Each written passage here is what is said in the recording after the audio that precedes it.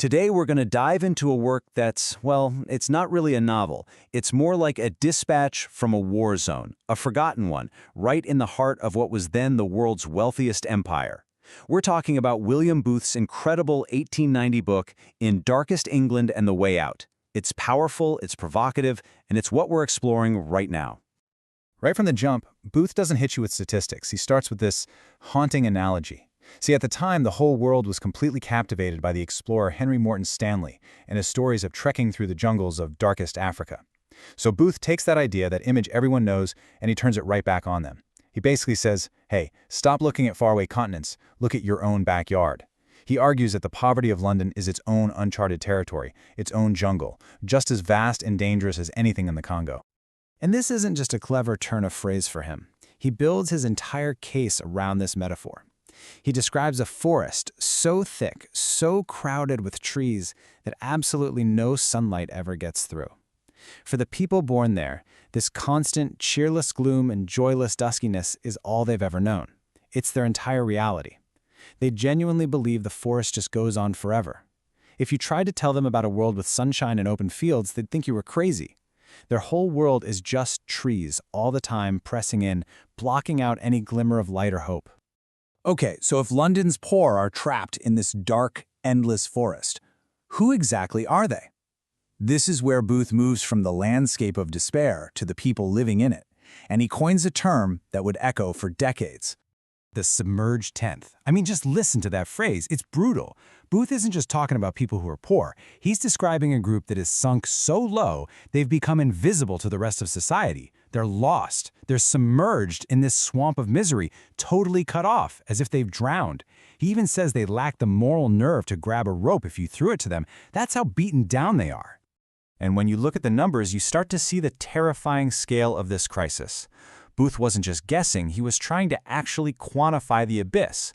His estimate for the whole UK was that almost 2 million people were in this submerged class. Think about that. Over 1.5 million of them were in a state of chronic want, which is a polite way of saying they were always starving. These weren't just stats on a page for Booth. This was a population the size of a small country, completely lost in the dark. But behind these huge, staggering numbers are real people living real lives, day in and day out, in this punishing reality of the undergrowth. And Booth makes sure you see it. He forces you to look at the human cost, to hear the stories of what it actually meant to be submerged. And this isn't some dramatic invention.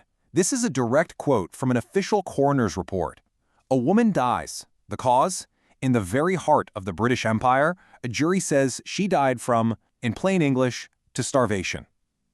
He uses these cold, hard facts to prove that this wasn't some abstract threat. People were literally starving to death on the streets of London. And for the ones who were still alive, what was their life like? Just consider the cruel logic of this system. A guy spends his very last penny on a little bit of tea and sugar. A tiny comfort, right? But he can't even get hot water to make it without paying for a lodging for the night.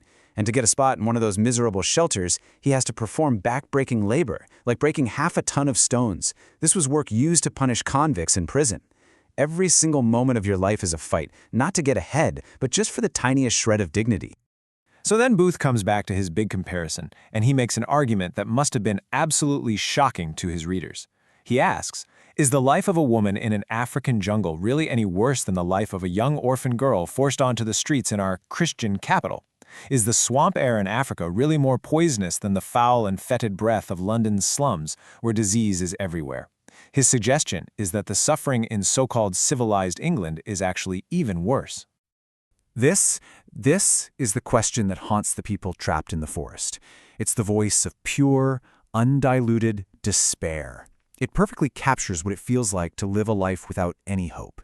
Just this monotonous trudge through the dark, knowing that the only end is to collapse and be forgotten. This is rock bottom. This is the point where the very idea of a better world just doesn't exist anymore. Okay, so after dragging us through the deepest, darkest parts of this forest and showing us this complete despair, Booth makes a pivot. He's shown us the abyss, so now he asks the most important question of all. Is there a way out? The challenge he lays out is just massive. He's not talking about short-term charity. He's talking about building a permanent road, A real, lasting escape route out of this jungle of misery. A path that the swamp and the mud won't just swallow up again in a week. And with the weight of everything we've just seen, he asks, who dares hope for that? Honestly, it sounds impossible. And here it is, the answer. This is the turning point for the entire book. The diagnosis is over, now it's time for action. With this kind of military focus, Booth declares what he's going to do. He's not going to chip away at the edges of the problem. No, he plans to go straight into the heart of the darkness, directly for the sinking classes, the submerged, the people everyone else had given up on. So what's the solution? Well, Booth doesn't lay out some boring government program. He sticks with his amazing metaphor. The only way out of a jungle is with an expedition, right? You need pioneers who are willing to go into the gloom and physically start clearing a path. This one image just captures the whole spirit of his plan. He literally imagines this team of dedicated workers marching into the forest with axes, physically hacking away at poverty and despair. This is not passive charity. It is an active, aggressive, and optimistic attack on the things that trap people. It's about literally letting the sunlight back in. And this path that the pioneers were clearing, it had a destination. It was a clear three-stage journey. Step 1, the city colony. This was about immediate emergency help, food, a roof, a job, right there in the city. Step 2, the farm colony. Get people out of the city and into the countryside to heal, physically and mentally. And finally, step 3, the oversea colony. This was the end of the road, a chance for a totally new life in a different country. It was a complete, structured pathway from the deepest darkness to a brand new dawn. You know, Booth's book is so much more than just a historical document. It's really a timeless challenge. It makes us ask ourselves, where are the dark forests in our own society? Who are the submerged, the people who've sunk so low that we just don't see them anymore? And maybe the most important question of all, as we look at the jungles of our own time, who are the pioneers with enough courage to pick up an axe and start clearing a path?